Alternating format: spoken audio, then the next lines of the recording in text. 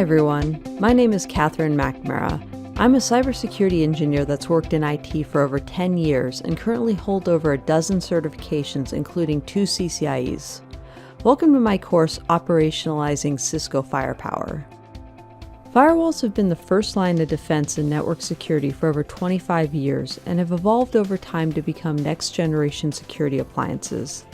Like any other security control, your next-generation firewall needs to be tuned and optimized. In this course, we'll walk through the tuning and operations in Cisco Firepower. Some major topics that we'll cover include optimizing IPS rules and policies, implementing application-aware policies with Firepower, configuring correlation policies, and operations and troubleshooting in Firepower.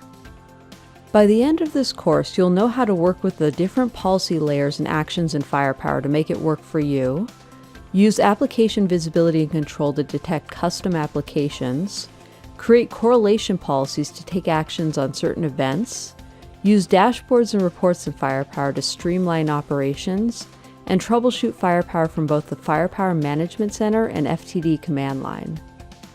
Before beginning this course, you should have an understanding of basic routing and have a CCNA security level of knowledge or higher.